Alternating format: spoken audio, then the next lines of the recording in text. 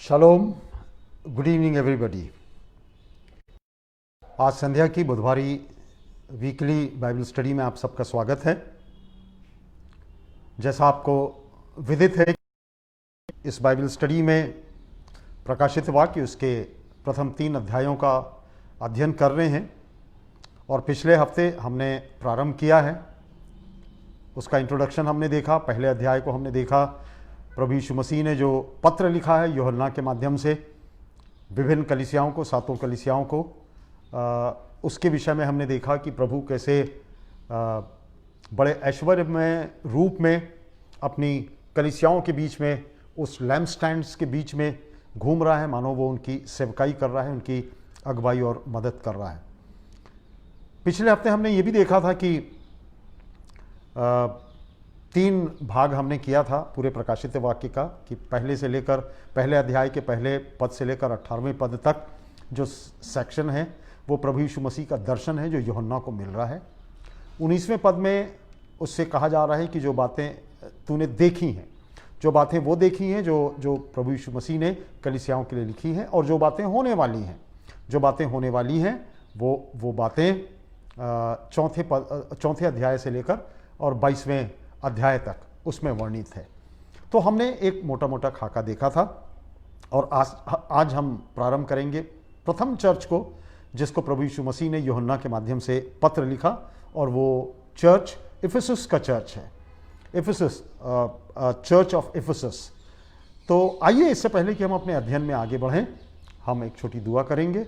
और आज शाम के समय में हम विशेष रूप से दुआ करेंगे मिस्टर पैट्रिक जोशुआ के लिए, जो कि फ्रेंड्स मिशनरी प्रेयर बैंड के भूतपूर्व जनरल सेक्रेटरी थे। प्रभु में आज शाम के समय में सो गए। बहुत अच्छे सेवक थे परमेश्वर के, उनके लिए हम परमेश्वर का धन्यवाद देंगे।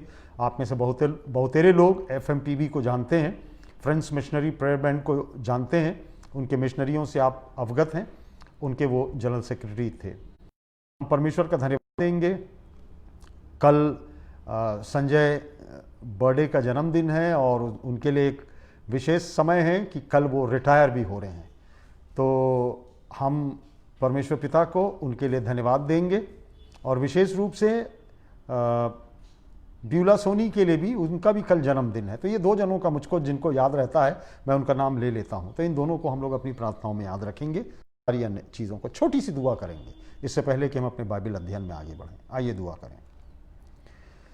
परमेश्वर पिता, हम तेरे नज़दीक में आते हैं, हम तेरा धन्यवाद मानते हैं अपने गुनाहों के लिए, अपने अपराधों के लिए तुझसे क्षमा चाहते हैं प्रभु, जो जीवन के हर कोण पर हमारे जीवन में घटित होता रहता है। पर प्रभु, तू दया का धनी है, तू अनुग्रह का परमेश्वर है। प्रभु जी, हमारे भटकने के बावजूद तू हमको फिर से अपने नज़दीक में लाता है और अपने पुत्रत्व का अधिकार देता है। हम तेरा धन्य मानते हैं। हमारे घर, हमारे व्यक्तिगत जीवन के, हमारे कलीसिया के जो पाप और अपराध हैं प्रभु, हम तेरे सामने में लाते हैं। शैतान के साथ जो अंतर्द्वंद हमारा चलता है प्रभु, हम चाहते हैं कि तेरी आत्मा की विजय हमारे जीवन में हो सके। प्रभु जी, मदद करना, अगुवाई करना, पापों में गिरने से हमको बचाना, तेरे वचन को हम समझ सकें, बुद्धि और ज्ञान देना। प्रभु जी, आज शाम के समय में हम विशेष याद करते हैं मिस्टर पैट्रिक जोशुआ को, जो कि FMPB के जनरल सेक्रेटरी थे, जिन्होंने भारतवर्ष में इस संस्था के लिए अपनी अगुवाई और मदद की। प्रभु, हम तुझसे दुआ चाहते हैं, खुदा बाप होने देना। आज शाम को जब तूने अपने पास बुलाकर उनको अनंत महिमा में विश्राम दिया, हम चाहते हैं प्रभु उनके घर के सब लोगों को तेरी शांति दी जा सके। हम प्रार्थना करते हैं भाई संजय बर्थडे के लिए। उनके जीवन का एक महत्वपूर्ण दिन होगा, जबकि वो अपने जीवन का, अपनी सर्विस से, अपनी सेवकाई से, रेलवे की सेवकाई से रिटायरमेंट लेंगे। प्रभु, हम चाहते हैं जो समय उनने व्यतीत किया है और जो आने वाला समय उनके जीवन में है, तेरा अनुग्रह, तेरी आशीष उनको मिलती रहे। तेरे पथ प्रदर्शन में वो जी सकें, तेरी कलीसिया की बढ़ोतरी के लिए काम कर सकें। ब्यूला सोनी के लिए भी हम याद करते हैं प्रभु, जिसका कल जन्मदिन है, जिसको तूने अनुग्रह इतने दिनों का।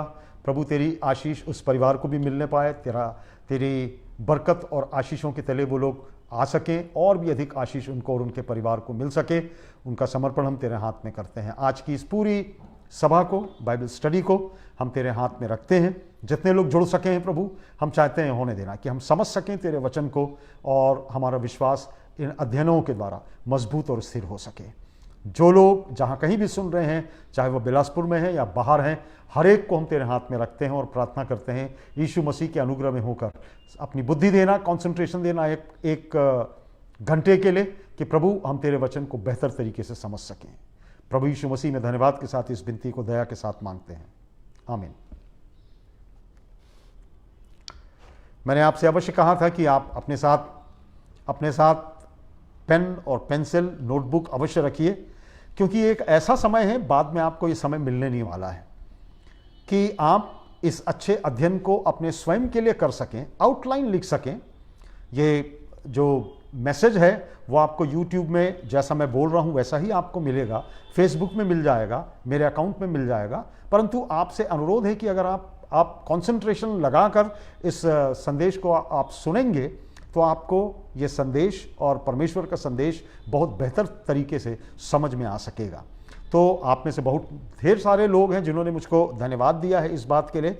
मैंने आप में से कई लोगों को इफिसुस चर्च का लिंक भेजा है और पूरी करीब वो आधे घंटे की जो लिंक है वो मैंने आपको भेजा है, इस बात को ध्यान में रखते हुए कि जब मैं यहाँ संदेश दे रहा हूँ तो उस लिंक को खोलकर आप देख सकें कि इफिसुस का चर्च हिस्टोरिकल कहाँ था, डायना का मंदिर कैसा था, उस चर्च की और उस शहर की स्थिति क्या थी, उस समय की प्रथम शताब्दी के समय में वो शहर कैसा हुआ करता था, वो सब चीज़ें हैं उसमें। अगर आप थोड़ा सा इंटरेस्ट लें तो आपको वो चीज़ें खोलकर अगर देखें तो आपको समझ में आ सकेगा कि जो मैं आज बात कर रहा हूँ वही चीज़ वहाँ पर दी हुई है और वो बेहतर तरीके से मदद कर सकती है कि आप इस चर्च की जो संदेश है, आज शाम का अध्ययन है, उसको बेहतर तरीके से आप समझ सकें।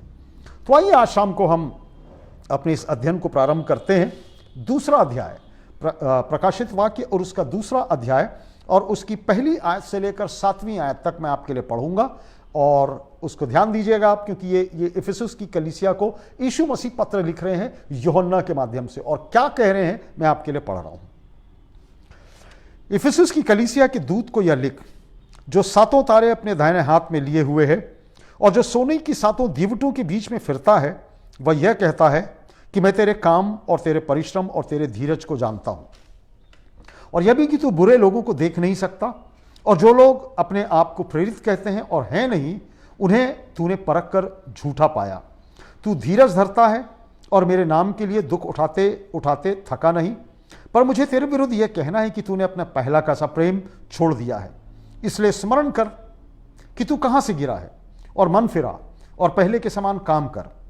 यदि तू मन न फिराएगा तो मैं तेरे पास आकर तेरी दीवट को उसके स्थान से हटा दूंगा। पर हाँ, तुझ में यह बात तो है कि तू निकुलोइयों के कामों से घृणा करता है, जिनसे मैं भी घृणा करता हूं। जिनके कान हो वह सुन ले कि आत्मा कलीसियाओं से क्या कहता है। जो जय पाए मैं उसे उस जीवन के पेड़ में से जो परमेश्वर के स्वर्गलोक में है फल खाने को दूंगा। अब यह पत्र जो है प्रभु यीशु मसीह इफिसुस की कलीसिया को लिख रहे हैं।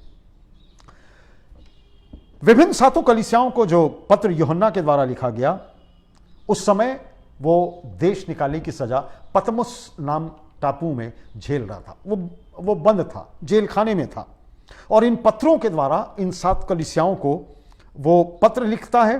परमेश्वर की इच्छा को, परमेश्वर के एक्सपेक्टेशन को उनको समझाने के लिए और उनको बताने के लिए इन 7 कलीसियाओं को वो पत्र लिख रहा है कि परमेश्वर की इच्छा क्या है इन कलीसियाओं के माध्यम से वो प्रदर्शित कर सके। जब इस अध्ययन में हम आगे बढ़ रहे हैं, हम इस बात को भी सीख रहे हैं कि परमेश्वर एक कलीसिया को कैसा बनाना चाहता है, कैसा चाहता है परमेश्वर की कोई कलीसिया रहे, कोई भी चर्च किस तरीके का होना चाहिए। परमेश्वर इन कलीसियाओं के अध्ययन में मुझको और आपको सिखा रहा है। तो प्रकाशित वाक्य के अध्याय 2 और 3 इस बात का प्रमाण है कि इस यीशु मसीह अपनी कलीसिया की सेवकाई में लगा हुआ है, आपने देखा है। और इस बात का प्रमाण पहला अध्याय उसका 12वें से 16वें पद तक मैं आपके लिए पढ़ दूंगा। प्रकाशित वाक्य उसका पहला अध्याय 12 पद से लेकर 16 पद तक, यहां पर प्रभु यीशु मसीह को अपनी कलीसिया की सेवकाई करते हुए, शेपर्डिंग करते हुए दिखाया गया है। मैं आपके लिए पढ़ रहा हूं। तब मैंने उसे जो मुझसे बोल रहा था देखने के लिए अपना मुंह फेरा, और पीछे घूमकर मैंने सोने की 7 दीवटें देखी, और उन दीवटों के बीच में मनुष्य के पुत्र सदृश एक पुरुष को देखा, जो पांव तक वस्त्र पहने और छाती पर सोने का पटका बांधे हुए था। उसके सिर और बाल श्वेत ऊन वर्ण पाले के समान उज्जवल थे। उसकी आंखें आग की ज्वाला के समान थी। उसके पांव उत्तम पीतल के समान थे, जो मानो भट्टी में तपाया गया हो, और उसका शब्द बहुत जल के शब्द के समान था। और वह अपने दाहिने हाथ में 7 तारे लिए हुए था। उसके मुख से तेज दोधारी तलवार निकलती थी। उसका मुंह ऐसा प्रज्वलित था जैसा सूर्य कड़ी धूप के समय में चमकता है। तो जो दर्शन की बातें लिखी गई हैं यूहन्ना के माध्यम से, इन वाक्यों के माध्यम से वो प्रकट होती है। इन 7 कलीसियाओं को मानो 7 लैंप स्टैंड कहा गया है, 7 दीवटें कहा गया है, उसकी उपमा दी गई है। और इन्हीं 7 तारों को, 7 लैंप स्टैंड को, 7 दीवटों को और चर्चेस को लिखे पत्र में प्रभु यीशु मसीह अपनी चरवाही करते हुए नजर आ रहा है। जैसा हम देख रहे हैं, जैसा यहां वर्णन किया गया है कि इन 7 कलीसियाओं के बीच में, 7 लैंप स्टैंड्स के बीच में, दीवटों के बीच में, मानो वो अपनी कलीसिया की सेवकाई कर रहा है। अब इस अध्ययन में जब हम आगे बढ़ेंगे तो बहुत ढेर सारी चीजें इन कलीसियाओं के विषय में हम देखने का प्रयास करेंगे। अलग अलग एस्पेक्ट्स, अलग अलग कलीसियाओं के हर एक उनका पहलू, उनका पक्ष, उनका दृष्टिकोण, हम वो तमाम बातों को देखने की कोशिश करेंगे जो इन कलीसियाओं से संबंधित है। क्योंकि प्राय सभी कलीसियाओं को लिखे पत्र में जो 7 प्रमुख बातें हैं, बार बार हर एक कलीसियाओं के अध्ययन में ये 7 बातें हमको उनके अंदर से होकर हमको गुजरना पड़ेगा। इन 7 बिंदुओं के अंदर में से होकर हमको गुजरना पड़ेगा। हर एक 7 कलीसियाओं के अध्ययन में ये 7 बिंदु हमारे लिए बहुत इंपॉर्टेंट हैं, जिसके माध्यम से उस कलीसिया का हम पक्ष देखेंगे, उसके पहलू को देखने का प्रयास करेंगे, उसके दृष्टिकोण को समझेंगे, उसकी पृष्ठभूमि को देखने की कोशिश करेंगे, उसकी ज्योग्राफिकल एरिया को देखने की कोशिश करेंगे, वहां का कल्चर को देखने की कोशिश करेंगे। तो ये 7 बिंदु जो हैं हर एक कलीसियाओं के अध्ययन में, जो आज शाम को हम प्रारंभ करेंगे इस कलीसिया के अध्ययन से, वो 7 बातें जो होंगी वो हमारे दूसरे अध्ययन में भी आएंगी। वो है लिखने वाला, इस पत्र को लिखने वाला कौन है।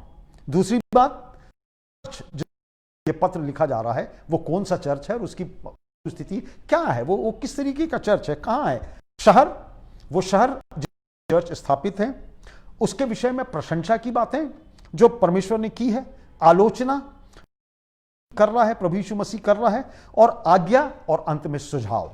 तो ये 5 बातें हैं, 5, 6, 7 बातें हैं जिसको हम लगातार रिपीट करते रहेंगे हर कलीसियाओं के अध्ययन में। तो पहली बात, इस कलीसिया की पहली बात, करेस्पॉन्डेंट, पत्र का लिखने वाला, लेखक।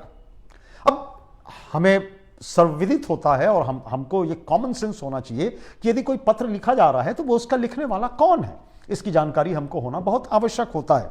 तो पहली बात हम देखेंगे उसका परिचय, इस पत्र के लिखने वाले का परिचय। जैसा आपको सर्वविदित है कि पत्र का लिखने वाला यूहन्ना नहीं था, आप सबको मालूम है। यूहन्ना एक प्रकार से स्क्राइब था, या शास्त्री था, या लिपिक था, और एक प्रकार से जो इमला होता है, डिक्टेशन होता है, वैसा वो कुछ कर रहा था। यीशु मसीह उसको पत्र लिखवा रहे हैं, और यूहन्ना केवल पत्र का लिखने वाला है, परंतु पत्र का जो लेखक है उसका नाम यहां पर दिया नहीं गया है, पर हम उसको आइडेंटिफाई बहुत जल्दी करने वाले हैं। पत्र के लेखक का नाम नहीं दिया गया है, परंतु उसका परिचय पद 1 में दिया गया है। इफिसुस की कलीसिया के दूत को यह लिख, जो 7 तारे अपने दाहिने हाथ में लिए हुए है और सोने की 7 दीवटों के बीच में फिरता है, वह यह कहता है। तो जो डिस्क्रिप्शन दिखाया गया है वो पहले पद में दिखाया गया है, और साथ ही पहला अध्याय 11 से 13 में उस लेखक का डिस्क्रिप्शन हमने अभी पढ़ा है, उसका हुलिया हमने देखा है। तो इस पत्र का लेखक जो है वो सन ऑफ मैन है, मनुष्य का पुत्र है, अर्थात प्रभु यीशु मसीह।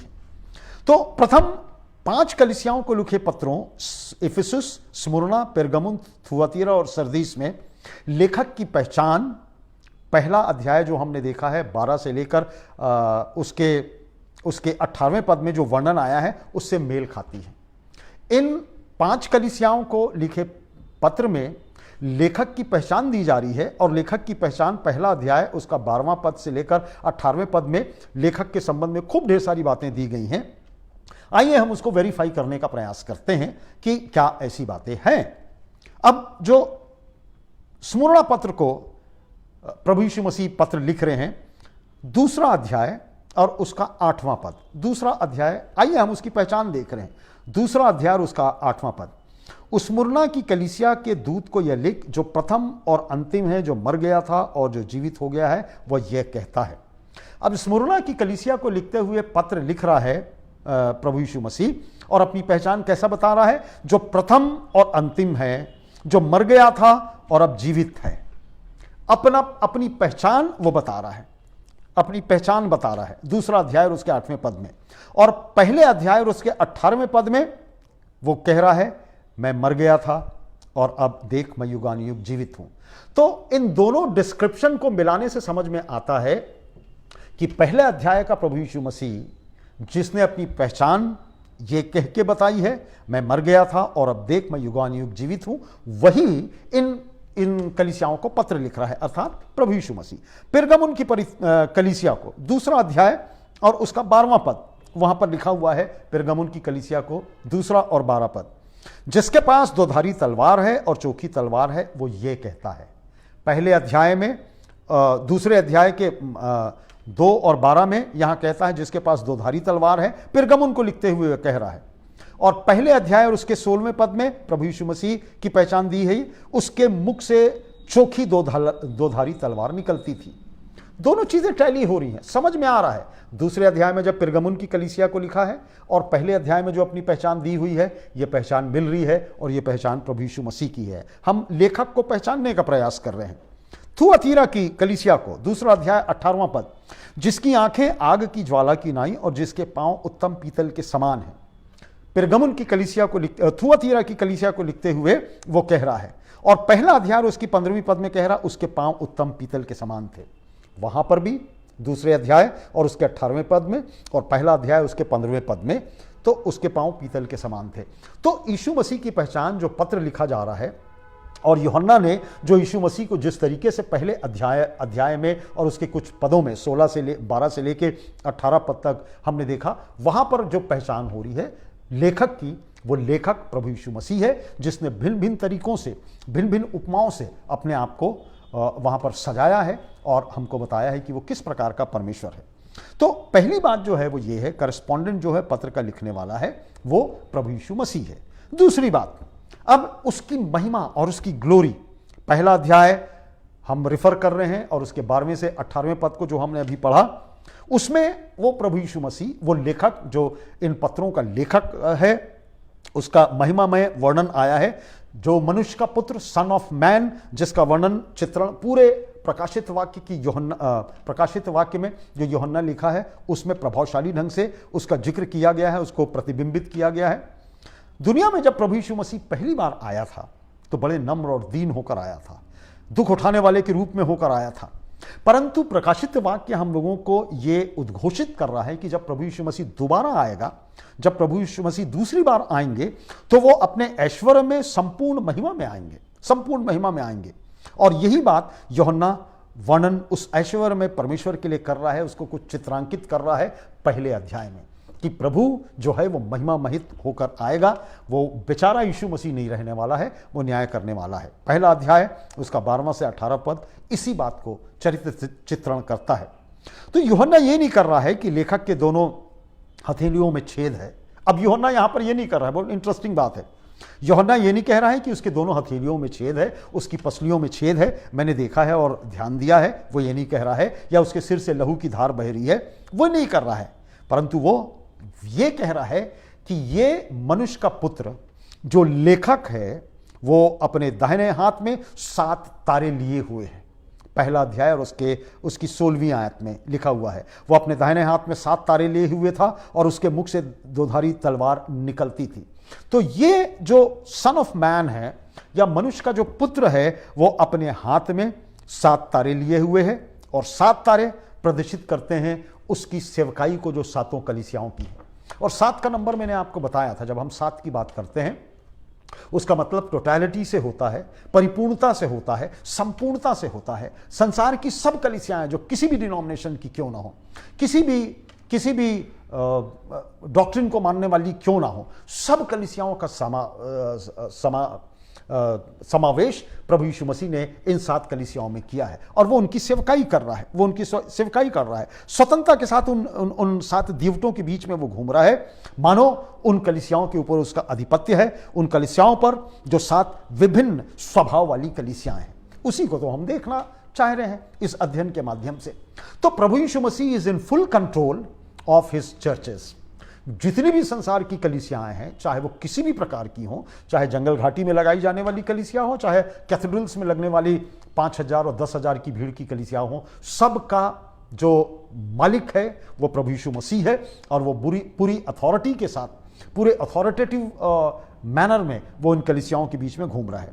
तो पत्र का जो लेखक है वो प्रभु यीशु मसीह है। चूंकि संपूर्ण या 7 कलीसियाओं का उन्होंने पत्र में उल्लेख किया है, अतः हम उनके शब्दों के ऊपर हमको ध्यान देना बहुत आवश्यक है। जब कलीसियाओं को यह पत्र लिखा जा रहा है तो मैंने आपको यह भी कहा था कि जब कलीसिया एक झुंड के रूप में भी कलीसिया है और व्यक्तिगत रूप से मैं और आप भी कलीसिया हैं, और जब प्रभु यीशु मसीह ऐश्वर्यमय रूप में उन कलीसियाओं के बीच में घूम रहा है और उनकी अथॉरिटी वहां पर है और जब कुछ बोल रहा है पत्रों के माध्यम से, तो मुझको और आपको अटेंशन देके इसको सुनना बहुत आवश्यक है।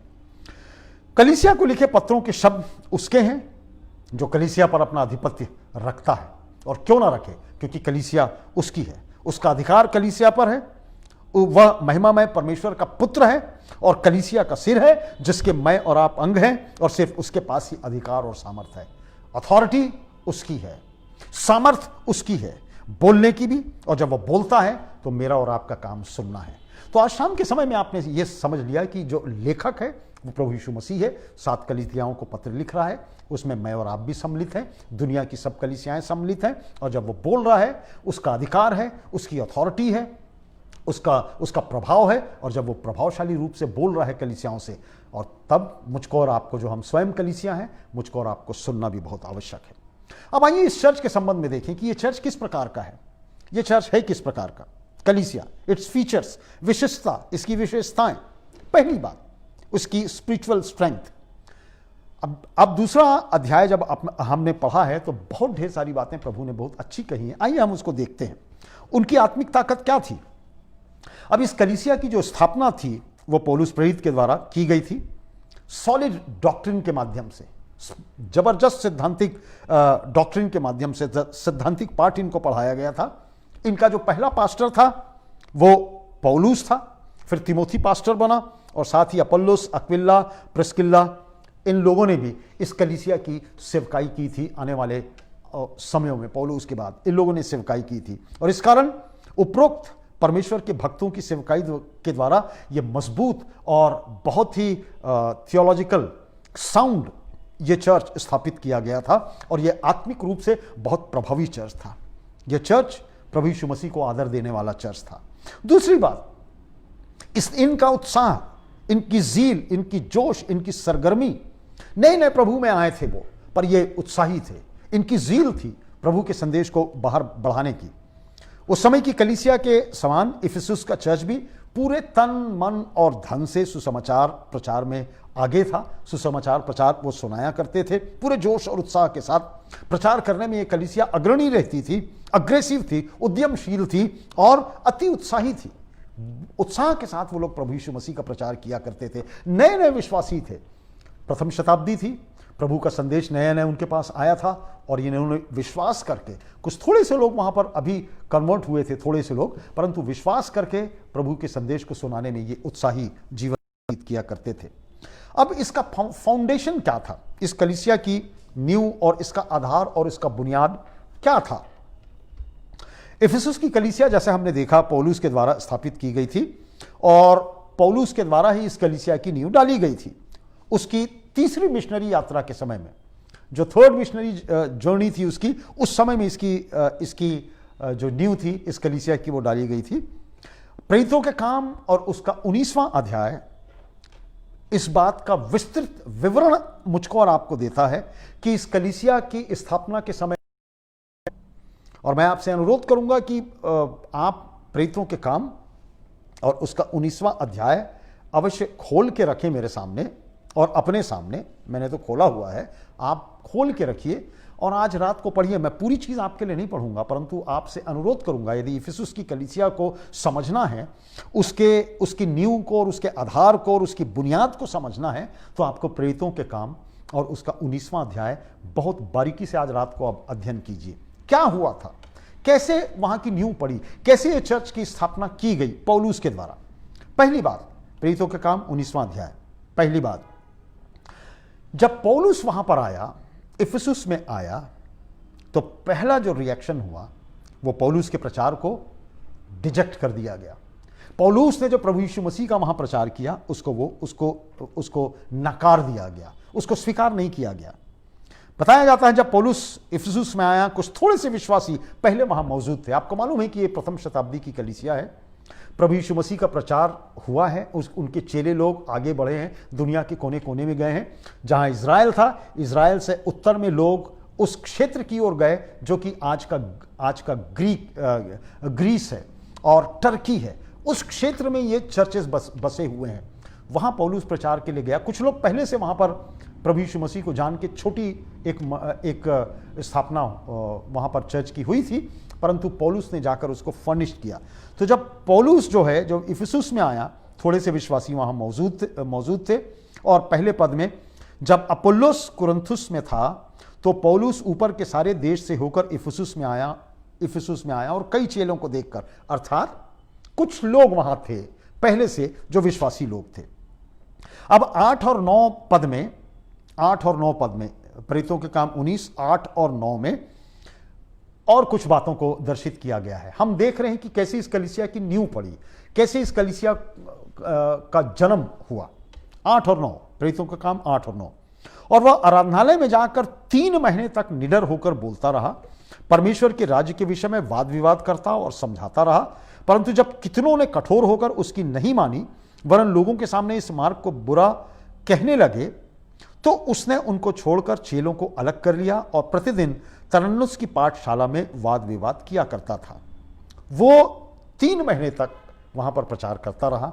उसने देखा कि लोग उतने रिसेप्टिव नहीं हैं, तो जो लोग, थोड़े से लोग थे विश्वासी, उनको लेकर वो एक तरन्नुस की पाठशाला में वो वाद विवाद किया करता था। अब उस समय के जो प्रचार का जो रोमन शासन के समय में जो तरीका हुआ करता था, फ्रीडम तो थी वहां पर, और फ्रीडम इस बात की थी कि यदि आपके पास कोई नया विश्वास है, कोई नया वाद है, कोई दर्शन है आपके पास, तो आप आइए वहां पर तरन्नुस की पाठशाला में आइए, या और कोई दूसरा स्थल हुआ करता था।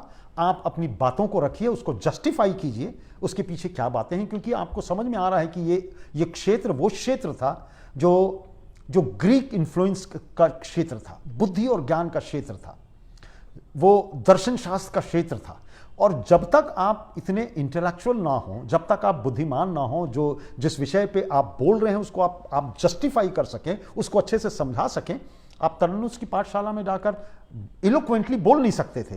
पर पौलुस ने कहा, 3 महीने तक वो वहां पर जाकर लोगों को समझाता रहा। लोग जब नहीं सुने तो उसने छोटे से झुंड को लेके अलग हुआ और वो छोटे झुंड में जाकर तरन्नुस की पाठशाला में वाद विवाद करता था, अर्थात अपने नए संदेश को लोगों को दिया करता था। 2 वर्ष तक पौलुस वाद विवाद के जरिए लोगों को शुभ संदेश सुनाया करता था। 2 वर्ष तक, फॉर 2 years लगातार।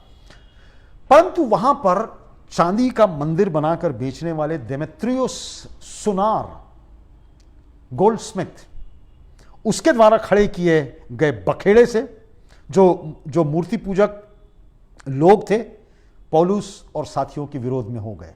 अब ये मूर्ति पूजक लोग और देमेत्रियुस का जो सुनार है, उसका नाम था देमेत्रियुस सुनार, वो क्यों उसके अगेंस्ट में हुआ, क्यों विरोध में हुआ, आगे में हम देखेंगे। अभी फिलहाल आप इस बात को दिमाग में रखिए कि कुछ सोनार लोग जो कि मूर्तियां गढ़ा करते थे और मूर्तियां बेच के कमाया करते थे, लोगों को वो अधिकांशतः गलत और झूठी बातें बताया करते थे। जब लोगों ने स्वीकार करने का मादा उठा लिया कि इस नए वाद को जो पौलुस लेकर आ रहा है, इस सुसमाचार को, उनका धंधा चौपट होने लगा। अब कैसे तो चौपट होने लगा, मैं आपको आगे बताऊंगा। अभी इसको दिमाग में रखिए कि देमेत्रियस सोनार के द्वारा खड़े किए गए बखेड़े से मूर्ति पूजक लोग और उनके साथियों में विरोध हो गया और पौलुस का जबरदस्त विरोध होने लगा। 19वें अध्याय में, प्रेरितों के काम 19वें अध्याय में ये उसमें वहां पर दर्शित है। पर पौलुस के प्रचार का प्रतिफल क्या हुआ? प्रचार करता रहा, विरोध तो हो रहा था, उसको निकाल दिया गया, तरन्नुस की पाठशाला में वो जाता था, लोग इस यीशु मसीह को स्वीकार करते थे और अपनी मूर्ति पूजा की बातों को छोड़ते थे और इसलिए उसका विरोध भी होने लगा। पर उसका प्रतिफल, रिजल्ट ऑफ पॉल्स प्रीचिंग क्या हुआ? पहली बात जो उसकी प्रचार का जो असर हुआ वो ये हुआ, लोग प्रभु यीशु मसीह के वचन को अपनाने लगे। उनकी ग्रहणशीलता जो थी, रिसेप्टिविटी जो थी, वो जबरदस्त होने लगी। 10वें पद में देखिए, 19वां अध्याय 10 पद, 2 वर्ष तक यही होता रहा, यहां तक कि आसिया के रहने वाले, जब आसिया बोला जाता है तो एशिया, उस समय का एशिया माइनर, एशिया के रहने वाले, क्या यहूदी क्या यूनानी, सब ने प्रभु का वचन सुन लिया। इन परिस्थितियों में अधिकांश इफिसुस के लोग प्रभु यीशु मसीह के संदेश को सुन लिए और प्रारंभिक विफलताओं में और निराशाओं में उसका प्रयास जारी रहा और अब धीरे धीरे उसको सफलता मिलने लगी। तो जो प्रारंभ था वो निराशाजनक था, परंतु अब धीरे धीरे कुछ ना कुछ फल उसको मिल रहा है अपने प्रचार का। दूसरी बात जो हुई वहां पर उसके प्रचार की, कि लोग परमेश्वर के वचन में सुदृढ़ और प्रबल होने लगे। 11वां पद देखिए, 19वां काम 11वां पद, और परमेश्वर पौलुस के हाथों से सामर्थ के अनोखे काम दिखलाता था। There used to be a miracle. अब बहुत ढेर सारे आश्चर्य कर्म होने लगे। परमेश्वर ने इफिसुस की कलीसिया के स्थापन में आश्चर्य कर्म किया और इन्हीं आश्चर्य कर्मों के कारण कलीसिया की नींव डाली और विश्वास प्रबल होने लगा। लोग जानने लगे, परमेश्वर आश्चर्य कर्म करने लगा पौलुस के द्वारा और लोग परमेश्वर को पहचानने लगे। तीसरी बात जो हुई वहां पर, जो रिएक्शन हुआ उसके प्रचार का, वो आत्म जागृति आई। वहां पर जबरदस्त आत्म जागृति आ गई। 18वां पद, और जिन्होंने विश्वास किया उनमें से बहुतों ने आकर अपने कामों को मान लिया और प्रकट किया। They have accepted, they have repented, उन्होंने पश्चाताप किया, उन्होंने मान लिया, उन्होंने स्वीकार किया और वो पश्चाताप करे और आत्मिक जागृति उस क्षेत्र में आने लगी, इफिसुस में आने लगी। अगली बात जो हुई वो ये कि लोग जब समझ गए, प्रभु यीशु मसीह को जानने लगे, सुसमाचार को समझने लगे, पौलुस की नई बातों को समझने लगे, अपनी गलतियों को मानने लगे, अपने झूठे विश्वास को मानने लगे और तब उन लोगों ने पश्चाताप किया। 19 और 20 पद, 19वां अध्याय प्रेरितों के काम 19 और 20, और जादू करने वालों में से बहुतों ने अपनी अपनी पोथियां इकट्ठी करके सबके सामने जला दी और जब उनका दाम जोड़ा गया तो 50,000 रुपये निकली। 50,000 रुपए के बराबर चांदी के सिक्के में निकली। 50,000 प्रथम शताब्दी का आज का करोड़ों रुपए है। और 20वां पद, जो प्रभु का वचन बलपूर्वक फैलता और प्रबल होता गया। लोग पश्चाताप करने लगे। जो मूर्ति पूजा में थे उन्होंने अपनी मूर्तियों को छोड़ा और सब पोथा पुराण और जादू करने वाले जो लोग थे, सारा पोथी पुराण उनका जला दिया गया और वो प्रभु के नजदीक में आ गए। तो पद 20 इफिसुस की कलीसिया के लिए की वर्ष है। पद 20 जो है वो इफिसुस की कलीसिया के लिए की वर्ष है, जहां पर लिखा है, इस प्रकार प्रभु का वचन बलपूर्वक फैलता गया और प्रबल होता गया। स्लोली, धीरे से, विरोध तो हुआ पौलुस का, परंतु धीरे से प्रभु का वचन बलपूर्वक फैलता गया। और यही इस कलीसिया की नींव है, फाउंडेशन है, ताकत है और सामर्थ है। कलीसिया बढ़ती गई क्योंकि परमेश्वर का वचन उसकी नींव थी। परमेश्वर का वचन उसकी नींव थी और इसलिए कलीसिया बढ़ती गई। किसी मनुष्य की आइडियाज नहीं थी, ये परमेश्वर की आइडिया थी। और आखिरी बात जो हुई वो ये हुई, वहां एक प्रकार का रेवोल्यूशन आ गया। इफिसुस में एक प्रकार की क्रांति आ गई। पूरे एशिया माइनर में बदलाव आ रहा था। प्रथम शताब्दी थी। प्रेरितों के प्रचार के कारण प्रभु यीशु मसीह के चेले लोग दुनिया के कोने कोने में निकले। उस समय की जो ज्ञात दुनिया थी वहां पर ज्यादा गए। जिस दुनिया की मैं आपसे बात कर रहा हूं, एशिया माइनर, उस समय की ज्ञात दुनिया थी और बड़े बड़े शहर थे और प्रभु के लोग वहां पर गए और प्रचार होने लगा। लोग प्रभु को समर्पित करके पुरानी व्यवस्थाओं को तोड़ने लगे और मूर्ति पूजा को छोड़ने लगे और यही बात इफिसुस में घटने लगी, इफिसुस में भी होने लगी। 23वां पद 19वें अध्याय का, प्रेरितों का काम 19:23। उस समय उस पंथ के विषय में बड़ा हुल्लड़ हुआ। किस पंथ के विषय में? यह नया पंथ जो पौलुस लेकर आया था। तरन्नुस की पाठशाला में वो डिस्कशन किया करता था, वाद विवादों में वो डिस्कशन किया करता था, प्रभु के संबंध में बताया करता था। उसके कारण उस पंथ के विषय में बड़ा हुल्लड़ हुआ।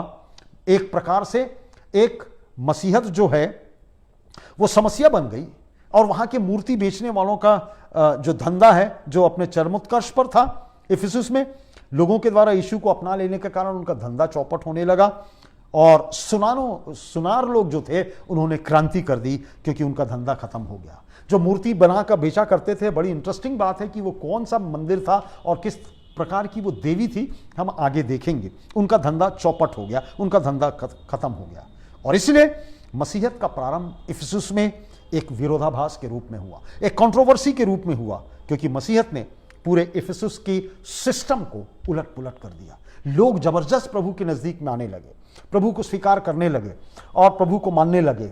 मूर्ति पूजा और मंदिर में जो मूर्तियां बेचने वालों का जो धंधा था, सुनारों का, वो धंधा चौपट हो गया। और जब चौपट हो गया तो क्रांति आना आवश्यक है, क्रांति आना बहुत ज़रूरी है। लोगों ने विरोध भी किया, लोगों ने स्वीकार भी किया, और ये इस कलीसिया की नींव का प्रारंभ है। यही पृष्ठभूमि है इस कलीसिया की, कि ये कलीसिया किस तरीके से बनी, किस तरीके से वहां पर एक चर्च स्थापित हुआ। अब तीसरी बात इस चर्च के विषय में देखें। हमने देख लिया, 2-3 बातें देखी, हम चर्च के विषय में देखें कि ये चर्च, या माफ कीजिए, सिटी के संबंध में, कि ये शहर कैसा है। हमने बहुत ढेर सारी चीजें देखी। अब आइए थोड़ा सा हम अध्ययन करें कि ये शहर, इफिसुस शहर, किस प्रकार का था। शहर इफिसुस शहर एक ऐसा शहर जो सुसमाचार प्रचार के लिए चैलेंज था, चुनौती था। आपको मालूम है, मूर्ति पूजा भयंकर रूप से वहां पर थी, और मसीहियों के लिए और पौलुस के लिए बहुत जबरदस्त चैलेंज था। पौलुस जो है अपने प्रचार के क्षेत्र में निकला हुआ है। थिस्सलुनीकी के शहर में वो गया था, और 3 हफ्ते में उसको बहुत ढेर सारे कन्वर्ट्स मिले थे। 3 हफ्ते में हजारों कन्वर्ट्स उनको थिस्सलुनीकी के शहर में मिले थे। पर जब इफिसुस की बात आई, कई लोग कन्वर्ट हुए थिस्सलुनीकों में 3 हफ्ते के अंदर। पर जब इफिसुस में पौलुस आया, उसको पूरे 3 वर्ष व्यतीत करने पड़े वहां पर, पूरे 3 वर्ष। प्रेरितों का काम उसका 20वां अध्याय 31 आयत को देख लीजिए। इसलिए जागते रहो और स्मरण करो कि मैंने 3 वर्ष तक रात दिन आंसू बहा बहाकर हर एक को चेतावनी देना ना छोड़ा। He preached for 3 years diligently. 3 वर्ष उसको इफिसुस में रहना पड़ा, प्रचार करना पड़ा, उसको तकलीफ झेलना पड़ा, परंतु उसने अपने प्रचार का काम लगातार जारी रखा। अब कुछ परिवर्तन हो रहा है। बोझ के साथ, मेहनत के साथ, विपरीत परिस्थितियों में पौलुस ने इफिसुस चर्च की स्थापना में अपना सहयोग दिया था। अब इफिसुस जो शहर है, उसकी महत्वपूर्णता क्यों थी? Why Ephesus city as a city, why so important in first century? क्यों प्रथम शताब्दी में इफिसुस जो शहर है वो बहुत महत्वपूर्ण शहर था? पेरगमुन शहर जो हम आगे पढ़ेंगे, जहां पर एक और चर्च स्थापित था, वो एशिया माइनर की राजधानी था उस समय में, पेरगमुन शहर। परंतु इफिसुस एक बहुत भव्य शहर था, बहुत भव्य शहर था, और रोमन लेखकों ने इसे लुमेन एशिया, अर्थात इंग्लिश में द लाइट ऑफ एशिया कहा था। यह बहुत खूबसूरत शहर था, बहुत अच्छा शहर था। चौड़ी रोड्स थी, सलीके से बसी हुई वहां पर बस्ती थी, मंदिर थे, व्यापार था, समुद्री किनारा था, और उसको इंग्लिश में लाइट ऑफ एशिया कहा जाता था, एशिया की ज्योति कहा जाता था। अब ये शहर जो था, इफिसुस शहर जो था, भिन्न भिन्न कारणों से महत्वपूर्ण था। इसीलिए मैंने आपसे कहा कि जो लिंक मैंने आपको भेजा है इफिसुस शहर के बारे में, उसको आज रात को खोलिए। यदि इस अध्ययन को आप कर रहे हैं, आधा घंटे का वो क्लिपिंग है, उसको आप देखिए, आपको समझ में आएगा। ये जो बातें जो मैं आपको बता रहा हूं, वो अपनी आंखों से आप देख सकते हैं। जरूर खोल के देखिए। और यदि वो लिंक आपको नहीं मिला है तो मुझको आप रिक्वेस्ट भेजिए, मैं वो लिंक आप सबको भेजूंगा। पर आपको बहुत इंटरेस्टिंग है, यदि आप उसको खोलें, उसको देखें, तो आपको समझ में आएगा। पहली बात, यह व्यापारिक और सांस्कृतिक केंद्र था, बहुत बड़ा व्यापारिक और सांस्कृतिक केंद्र था, सेंटर ऑफ कॉमर्स।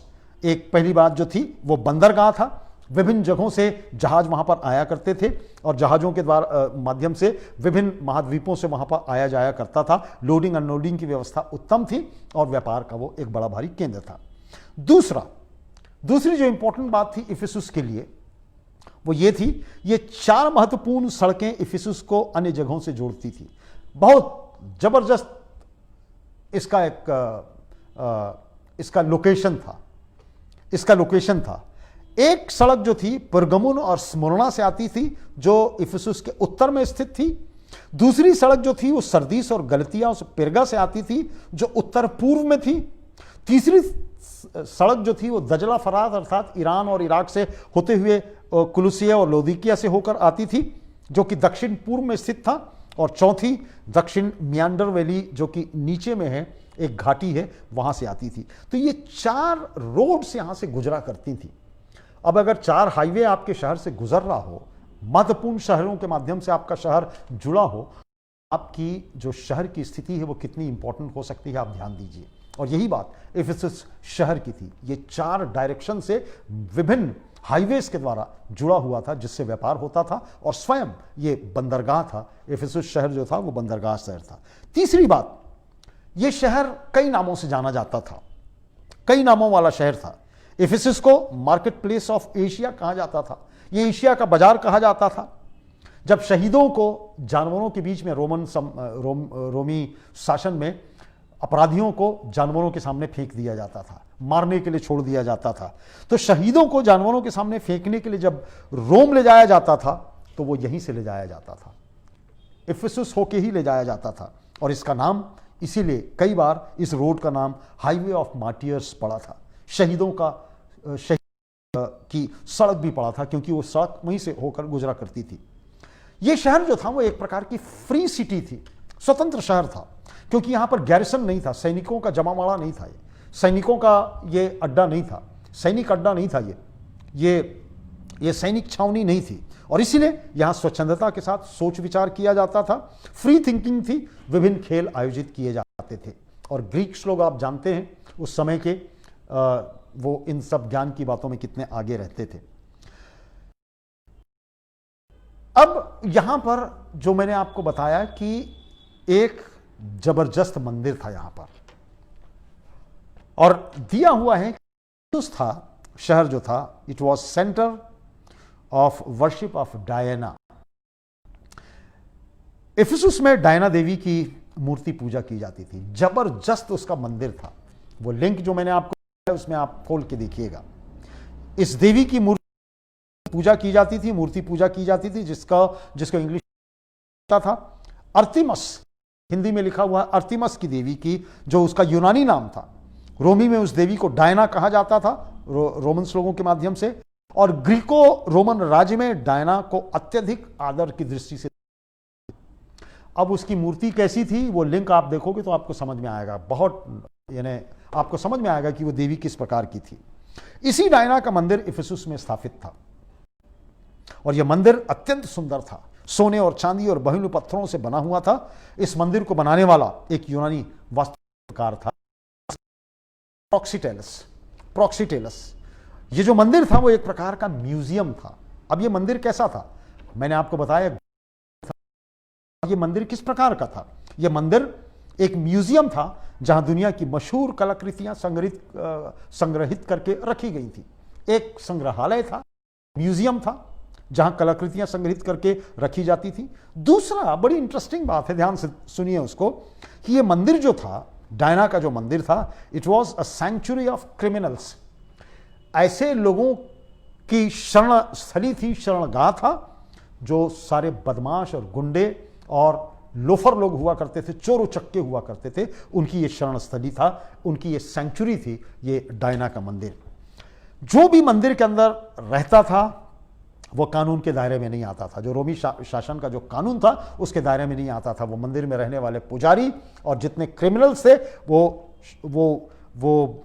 कानून के दायरे में नहीं आते थे, उनको अदालत ले जाया नहीं जा सकता था। और मजे की बात यह थी कि इतने ज्यादा क्रिमिनल, बदमाश और अपराधी वहां पर आकर शरण ले लिए थे कि इसकी बाउंड्री को और बढ़ाया जाता था ताकि और बदमाश लोग वहां पर शरण ले सके। बढ़ाया भी गया था, कई बार उसकी बाउंड्री को बढ़ाया गया था। तो इफिसुस का डायना का मंदिर उस पूरे क्षेत्र में बदमाशों की शरणस्थली के रूप में ज्ञात था, शरणस्थली के रूप में जाना जाता था। तीसरी बात, यह मंदिर और क्या था? यह मंदिर न केवल बदमाशों की शरणस्थली था, परंतु यह मंदिर जो था वो बैंक का काम किया करता था। बैंक का काम करता था, यह प्रतिपादित करता था बैंक का काम। मंदिर का आंतरिक भाग जहां पर डायना की मूर्ति रखी हुई थी वो इतना ज्यादा पवित्र माना जाता था कि उसके आंतरिक भाग की व्यवस्था के विरोध में कोई कुछ बोल नहीं सकता था। अगर मंदिर में आप अपराध करके चले गए और उस जगह में आप पहुंच गए, आपके पास कोई नहीं आ सकता था, आपको कोई छू नहीं सकता था। अतः चोरी और डकैती का जो पैसा हुआ करता था, लोग वहां पर जाकर उन पुजारियों को दिया करते थे या वहां छुपा कर रखा करते थे, क्योंकि यही उनके लिए सुरक्षित जगह हुआ करती थी। चौथी बात जो है वो ये कि ये मंदिर जो डायना का मंदिर था वो व्यापार का केंद्र भी था। It was a place of commerce. स्वाभाविक है, सारी अनैतिक बातें वहां पर हो रही हैं, व्यापार हो रहा है, बैंक हो रहा है, इलीगल गतिविधियां वहां पर चल रही हैं। ये मंदिर व्यापार का केंद्र भी था। व्यापार का केंद्र, चूंकि मूर्ति पूजक धर्म मानने के कारण लोग मूर्तियां बेचते थे और ये जो धंधा था वो बहुत फायदेमंद धंधा था। डायना की मूर्तियां बनाई जाती थी, सोने और चांदी की, पत्थरों की और संगमरमर की, और वो बेची जाती थी। तो जो सुनारों का जो धंधा था, मूर्ति बनाने वालों का जो धंधा था, वो जबरदस्त था। और इसीलिए प्रेरितों के काम 19, 23 से 26 में इसका विवरण है, आप उसको पढ़ लीजिएगा। प्रेरितों का काम 19 और 23 से 26 में इसका विवरण है कि चांदी के मंदिर बनाकर बेचने वाले सुनारों का धंधा अपने चरम पर था, अपनी सीमा पर था, जो पौलुस के प्रचार के कारण चौपट हो गया था। अब मंदिर तो है, मंदिर में आराधना किस प्रकार की होती थी? देवी तो है, वहां सारे बदमाश लोग थे, वहां सारे पुजारी लोग हुआ करते थे। आराधना किस प्रकार की होती थी? मंदिर की आराधना का चरित्र चित्रण और स्वभाव क्या था? आप अगर जानना चाहेंगे कि डायना की पूजा कैसे की जाती थी, तो डायना की जो पूजा की जाती थी, ये मूर्ति जो थी एक प्रकार से फर्टिलिटी कल्ट था। जिनके पास बच्चे पैदा नहीं होते थे, यह विश्वास किया जाता था कि इस मूर्ति को दान चढ़ाने से ये मूर्ति बच्चा पैदा करने में सक्षम करती है लोगों को। बड़ी श्रद्धा की दृष्टि से देखा जाता था। और इसके अंदर यूनक्स लोग, हिजड़े लोग, नपुंसक लोग, हजारों साध्वियां, या हमारे देश की जो देवदासियां हैं वे लोग, वेश्याएं हैं, गायक लोग, बांसुरी वादक, म्यूजिशियंस, नर्तकियां और नर्तक एक साथ डायना की आराधना में सम्मिलित होते थे। Can you understand? आपको समझ में आ रहा है कि मंदिर की आराधना का जो चरित्र चित्रण स्वभाव है वो इसी प्रकार का था। और यही इफिसुस का लोकप्रिय धर्म था। पैसे थे उनके पास, स्वतंत्रता थी उनके पास, वो अपना व्यापार कर सकते थे। मंदिर वो केंद्र था जहां सारी अनैतिक गतिविधियां होती थी। और मंदिर का जो लोकप्रिय धर्म था वो यही कुछ था जो मैं आपसे कह रहा हूं। और वही कुछ आज भी हमारे समयों में हो रहा है। डायना नाम से ही नहीं, परंतु दूसरे अन्य नामों से तो हो ही रहा है हमारे देश में। इफिसुस के लोग सेक्स की बातों में भी, अनैसर्गिक सेक्स की बातों में बहुत बुरी रीति से लिप्त थे, अव्यवहारिक कृत्य में लगे हुए थे। हेराक्लिटस, जो कि उस समय का एक यूनानी दार्शनिक था, इफिसुस में रहता था, उसने लिखा है, और ये कोई क्रिश्चियन नहीं था विचारक, ये यूनानी विचारक था, और उसने लिखा है डायना कि मंदिर की नैतिकता जानवरों की नैतिकता से भी बदतर है। अब आप अपने तरीके से अंदाज लगा लीजिए कि वो क्या स्थिति थी, कितनी अनैतिक स्थिति थी। क्योंकि सड़क के कुत्ते भी, जैसा वो कह रहा है हेराक्लिटस, वो कहता है सड़क के कुत्ते भी एक दूसरे को चीर फाड़ करने में उतने आगे नहीं रहते थे जितने मंदिर में रहने वाले पुजारी और पुजारीन हुआ करते थे। So this is how the worship used to be. Diana के मंदिर में इस तरीके, अर्तेमिस के मंदिर में इस तरीके की आराधना होती थी। इसके विपरीत हॉस्टाइल परिस्थितियों में एक छोटा झुंड प्रभु यीशु मसीह के नाम के प्रचार में लगा हुआ था। प्रभु से प्रेम करने वाले लोग थे। यही बैकग्राउंड है इफिसुस का, यही कुछ बैकग्राउंड है, सांस्कृतिक और धार्मिक बैकग्राउंड यही कुछ है, व्यापारिक बैकग्राउंड यही कुछ है। और थोड़े से लोग थे इन हॉस्टाइल परिस्थितियों में प्रभु से प्रेम करने वाले लोग थे। शैतान की मांद में जाकर, डैन में जाकर प्रभु का संदेश वो सुनाया करते थे। इस खतरनाक काम में बहुत तकलीफदेह परिस्थिति थी।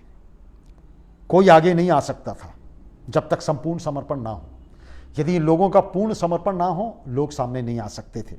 प्रभु यीशु मसीह के लिए समर्पण ने इफिसुस के मूर्ति पूजकों के धंधों को चौपट कर दिया था और वहां पर एक रिवाइवल आ गया था और इफिसुस की कलीसिया का जन्म हो रहा था। एक छोटा झुंड विश्वासियों का प्रभु के विश्वास में और भी मजबूत होता चला जा रहा था। पुराने जीवन को छोड़कर, पुराने अपनी आस्था को छोड़कर उन्होंने जादू टोने की पुस्तकों को जला दिया था। उन्होंने अपने ईश्वरों की मूर्तियों को बाहर फेंक दिया था और यीशु के लिए वो जीना सीखने लगे थे। उनके लिए ये एक नया जीवन था। And that's how new church is about to be born. एक नया चर्च पैदा होने की स्थिति में था। तो हमने देखा इफिसुस शहर कैसा था, कैसे मूर्ति पूजक लोग थे, कैसे प्रचार कार्य वहां जोरों पर था और कैसे एक कलीसिया ने वहां पर जन्म लिया। कितनी हॉस्टाइल परिस्थितियों में, कितनी विपरीत परिस्थितियों में। मेरे पास 9 मिनट का समय है। 9 मिनट में मैं कुछ पॉइंट्स खत्म करूंगा। अगला पॉइंट्स मैं अगले हफ्ते इस कलीसिया का समाप्त करूंगा। 7 से 9 मिनट का मेरे पास समय है। तो हमने ये देख लिया कि ये चर्च कैसा था, पौलुस को कितनी दुख सहने पड़ी। व्यापारिक केंद्र था, धार्मिक केंद्र था, धार्मिक आस्था का केंद्र था। किस प्रकार इस हॉस्टाइल परिस्थितियों में छोटे झुंड ने प्रभु यीशु मसीह के काम को आगे बढ़ाया और लोगों ने प्रभु यीशु मसीह को स्वीकार किया और अपनी पुरानी बातें फेंक दी और नए विश्वास में जुड़ते चले गए। अब इस कलीसिया को यदि आप पढ़ेंगे, फिर से हम प्रकाशित वाक्य में आ जाएं, 2 अध्याय और पहले 7 पद जो हमने इस कलीसिया के विषय में पढ़ा है, आप रात को जरूर पढ़िएगा। प्रेरितों का काम 19 और ये 2 अध्याय 1 से 7 जिसमें इफिसुस के बारे में दिया है कि इन परिस्थितियों में उसका जन्म हो रहा है। अब प्रभु यीशु मसीह कुछ प्रशंसा के विषय इस कलीसिया के विषय में कह रहे हैं। हमने सारा पृष्ठभूमि देखा है। प्रशंसा की बात प्रभु यीशु मसीह इस कलीसिया के लिए क्या कह रहे हैं। 2 अध्याय उसका पद, मैं तेरे काम और तेरे परिश्रम और तेरे धीरज को जानता हूं। कितनी ढेर सारी बातें प्रभु ने एक साथ कह दी। मैं तेरे काम को, तेरे परिश्रम को और तेरे धीरज को जानता हूं, है ना। उसके बाद 3 पद में, और यह कि तू बुरे लोगों को देख नहीं सकता और अपने आप को प्रेरित कहते हैं, जो अपने आप को प्रेरित कहते हैं और है नहीं, उन्हें तूने परख कर झूठ पाया। तू धीरज धरता और मेरे नाम के लिए दुख उठाते उठाते थकता नहीं।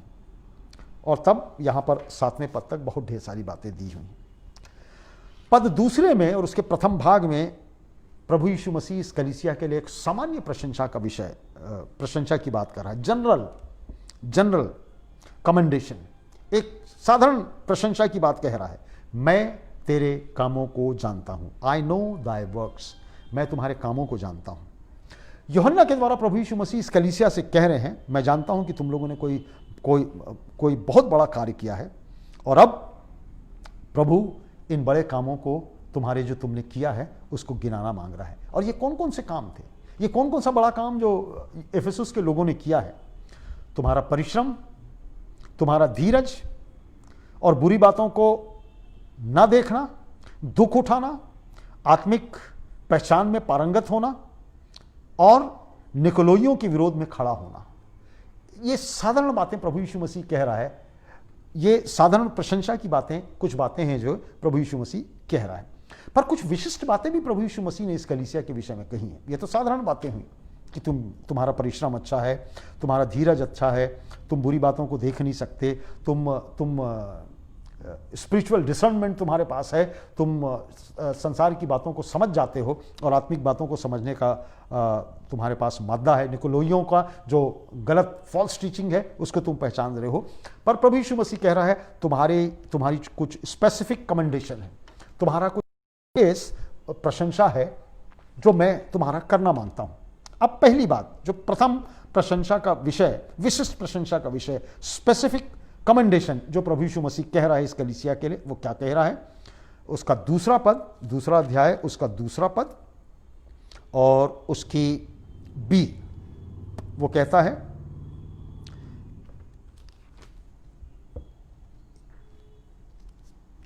उनके परिश्रम, मैं तुम्हारे परिश्रम को, उनकी सेवकाई को, सर्विस को, उनके परिश्रम के लिए,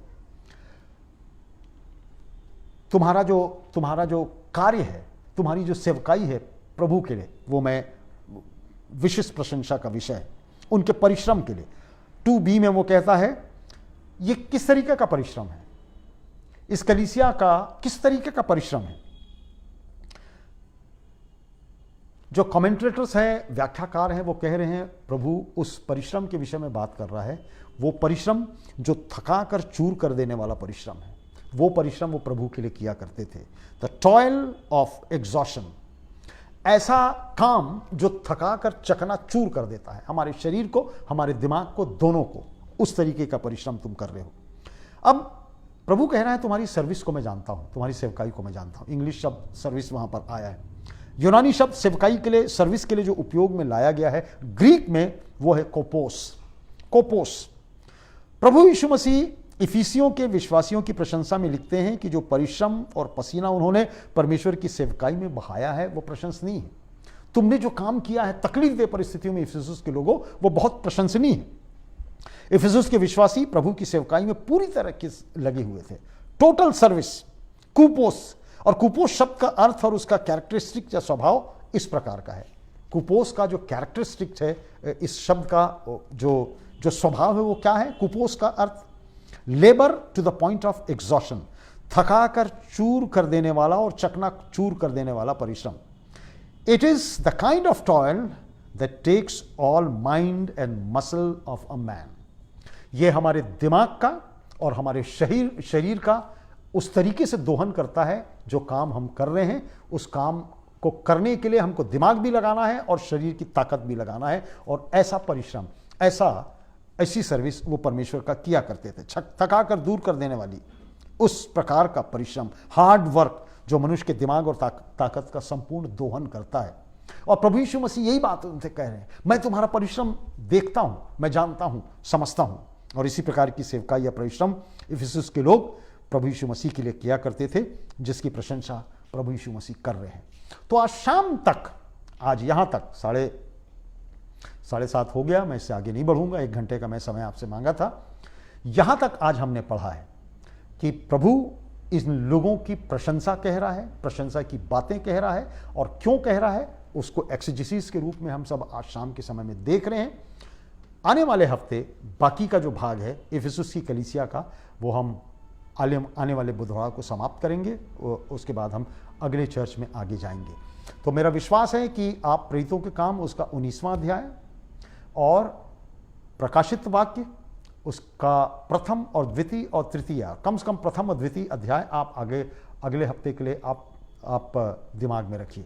और लिंक जो मैंने आपको भेजा है इफिसुस कलीसिया का, भाइयों बहनों अवश्य उसको देखिए। मैं मेहनत करके निकालता हूं आप लोगों के लिए, ताकि आप लोगों की जानकारी पुख्ता और मजबूत हो सके। देखिए, पृष्ठभूमि को देखिए और आपको बहुत अच्छा लगेगा। किसी ने मुझको अप्रिशिएट किया, केवल एक जन ने अप्रिशिएट किया कि पादी साहब वी अप्रिशिएट। मैंने देखा वो बहुत ज़बरदस्त है। आई praise God for that person, नाम नहीं बताऊंगा, पर उसने मुझको अप्रिशिएट किया। आप लोग जब बाइबल अध्ययन करते हैं, क्या पता कल हमारा जीवन रहे ना रहे, क्या पता हमारा जीवन किस प्रकार का हो जाए इस एपिडेमिक के बीच में, पेंडेमिक के बीच में, हमको नहीं मालूम, हमको नहीं, महामारी के बीच में हमारी क्या स्थिति हो जाए। पर आइए परमेश्वर के वचनों पर ध्यान दें, सीखने का प्रयास करें। और जब कलीसिया की बात हो रही है तो मेरी और आपकी बात हो रही है। जब प्रभु यीशु मसीह 7 कलीसियाओं को लिख रहा है, वो डिसाइपल्स ऑफ क्राइस्ट चर्च को भी लिख रहा है और दुनिया के सब चर्चेस को लिख रहा है, क्योंकि सब चर्च 7 चर्च में समाहित हैं। यहाँ पर हम इस अध्ययन को समाप्त करते हैं। जो बचा हुआ भाग है उसको हम अगले हफ्ते लेंगे। एक छोटी दुआ कर लें और उसके बाद हम आशीष की प्रार्थना के साथ इस सभा को समाप्त करेंगे। Let us pray. प्रभु, हम धन्यवाद देते हैं आज शाम के इस संदेश के लिए, इस अध्ययन के लिए जो हम सब मिलकर करते हैं प्रभु, और हमारे लिए सीखना और जानना बहुत आवश्यक है। हम धन्यवाद देते हैं, लोगों ने सुना है, स्वीकारा है, समझ रहे हैं प्रभु जी। तेरे वचन को जब तक ना पढ़ा जाए समझा नहीं जा सकता प्रभु, और इसलिए हम तुझसे दुआ मांगते हैं लोग तेरे वचन को पढ़ना प्रारंभ कर सकें, क्योंकि यही कुछ एक्सरसाइज है जो हमको हमारे आत्मिक जीवन में आगे बढ़ाने में मदद कर सकता है। जितने लोग आज शाम के समय में साथ रहे, तेरा धन्यवाद हो प्रभु। जितने लोग बाद में फेसबुक में सुनेंगे, जितने लोग यूट्यूब में सुनेंगे, हम चाहते हैं परमेश्वर सब लोग आशीषित हो सकें और हम तेरे वचन की परिपक्वता में, उसकी मैच्योरिटी में मजबूत हो सकें। सब लोगों का समर्पण हम तेरे हाथ में करते और अपने आप को तेरे हाथ में सौंपते हुए छोटी विनती अपने उद्धारकर्ता प्रभु यीशु मसीह के धन्य और मीठे नाम से मांगते हैं, आमीन। और अब हमारे परमेश्वर पिता का प्रेम, प्रभु यीशु मसीह का अनुग्रह और पवित्र आत्मा की सहभागिता हम सब लोगों के साथ आज से लेकर युगानुयुग होती रहे, आमीन। Thank you very much once again. आप सबों को फिर से धन्यवाद। शालोम। अगले हफ्ते आप फिर से जुड़िए ताकि हम अपने अध्ययन को जारी रख सकें। अपने साथ और लोगों को जोड़िए ताकि हम परमेश्वर के वचन में मजबूत और परिष्कृत होते चले जाएं। Thank you for being with me. Till we meet, good night and good bye.